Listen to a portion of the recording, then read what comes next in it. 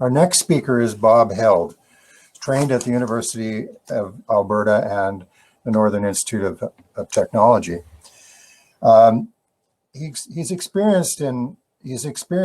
experience with the government of Alberta as a forester, forestry consulting firms, forest industry. His career ranged from forest measurements and mensuration, sampling, implementation of sampling designs, data storage, compilation. The latter part of his career, he's been a resource analyst in support of Operation Strategic Planning for West Fraser Mills.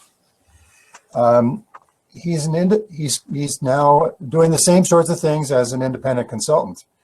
His long operational experience fits his presentation title, Alberta Timber Supply Analysis, Lessons Learned. Bob, I'd like to get you to turn your mic on and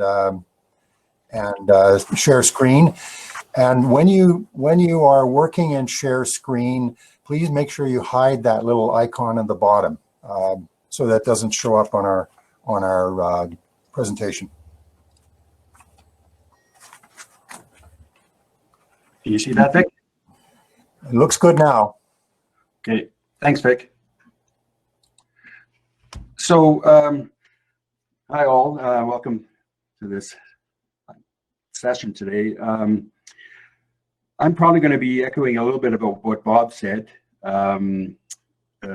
mostly that I was wrestling whether what I'm about to say is me, Bob Held, as a West Fraser or ex-West Fraser employee, me, Bob Held, as a forester, or me, Bob Held, as just a citizen. You'll probably hear a little bit of all of that. The other point being that you're probably lucky I only have 10 minutes today, because sometimes when we get into the weeds of timber supply, there's a lot there, and 10 minutes is probably enough for the room itself.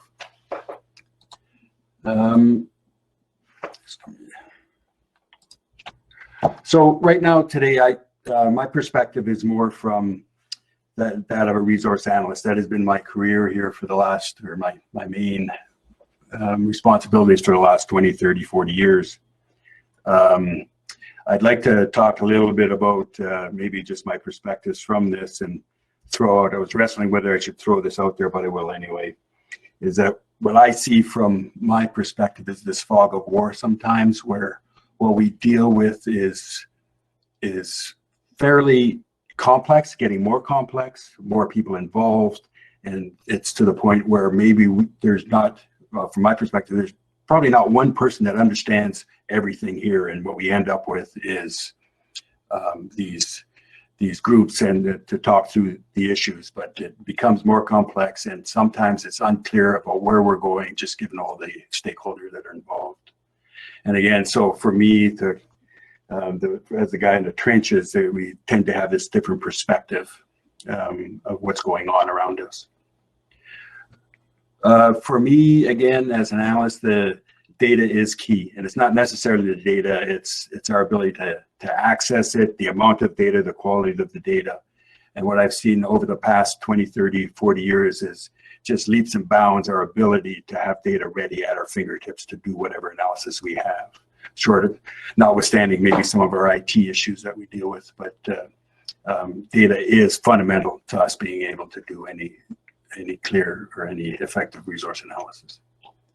Again, with these data, again, they tend to be models. They aren't reality. They are abstractions of reality. So they are not necessarily, they're not necessarily reality.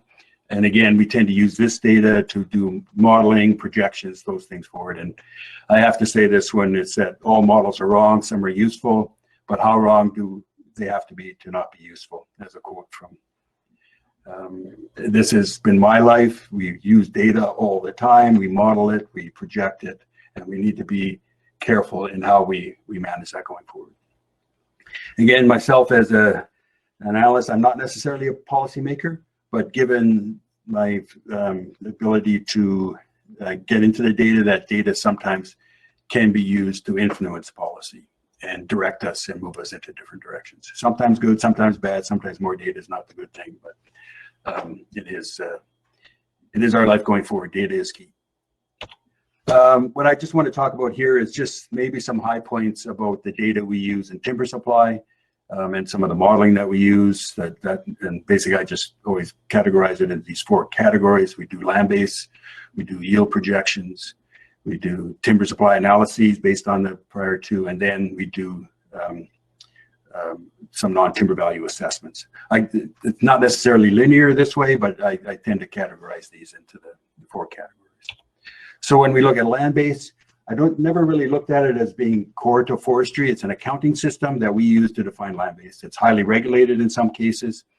Back to the other discussions, there's always been challenges to our land base, how we categorize it, how much is AEC contributing, where are the opportunities for increasing land base? Are there protected areas, areas previously that were operationally excluded, those sort of things.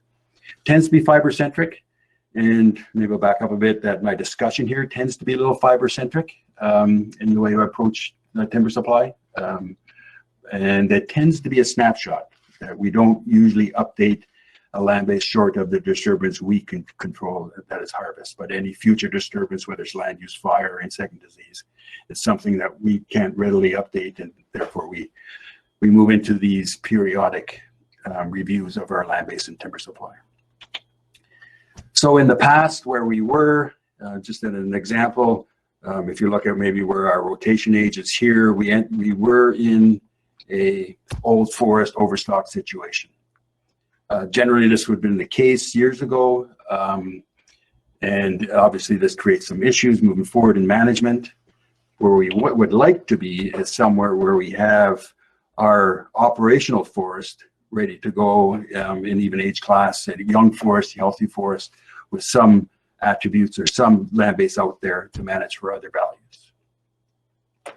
Where we're going, and just iterating with what Jeff had said and Bob, is that we are in a situation where we are dealing with not only our forest management, but significant risk, whether it's insect disease and fire, and we end up with this understocked forest now, or a young forest.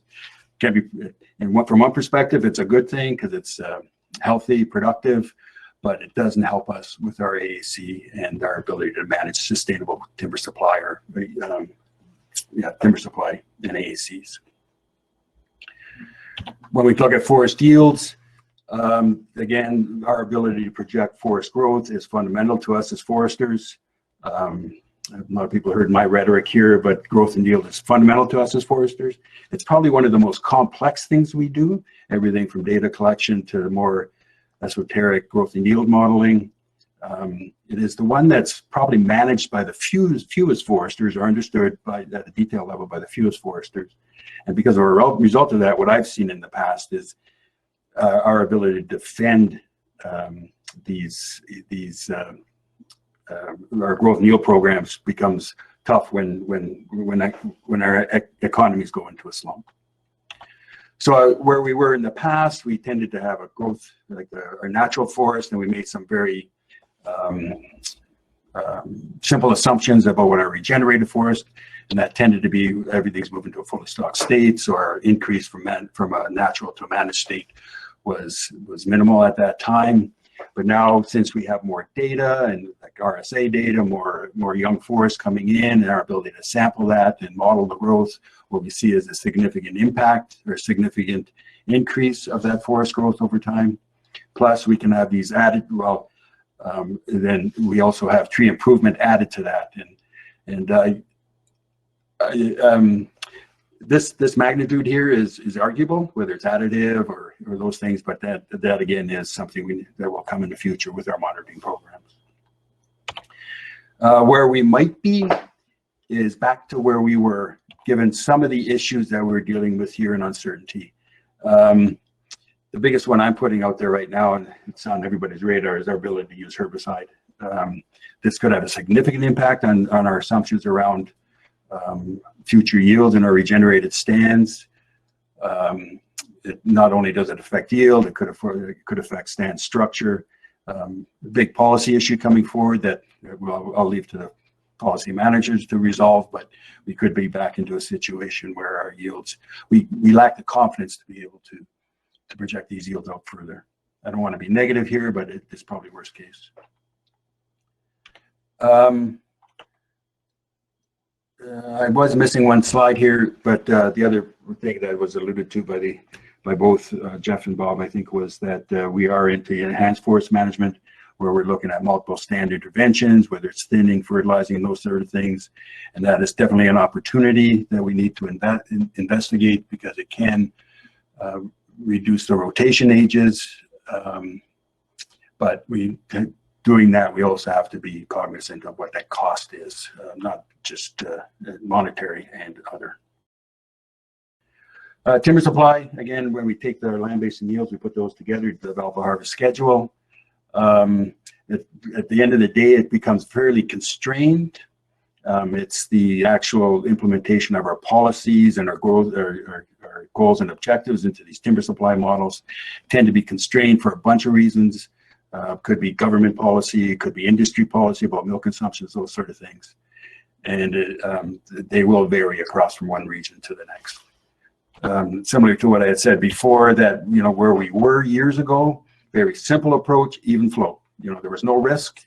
We weren't allowed to surge or have an accelerated harvest to get rid of our excess growing stock. And we had this sort of even flow approach over this 200-year planning horizon, or 2 rotation planning horizon, which we need to think about moving forward. Where we want to be, and in cases where we deal with risk, is yes, we want to be able to reduce our older forest, our forest at risk at some point, subject to some maximum minimums, and based on some even flow in the future, maybe allergy or something like that in the future. This is where we have been in a lot of cases, in a lot of our tenures in Alberta, to deal with mountain pine beetle, for example. But at some point, we will pay the piper, and we will. Those cuts do have to draw. Bob, we have to speed this up and get your final message. What do you need to tell us before you go to your breakout tables? Well, right now, I guess I'll just go. The last thing was non-timber values. I guess the argument here is around whether we go fine filter or coarse filter. I just put that out there. My comments going forward is, I think right now is we need to be able to move through our analyses quickly. We need to continually reevaluate what we have. And I think to Bob's point, we need to do this quickly. Forests are changing underneath us here, and we need to be able to reevaluate at one point.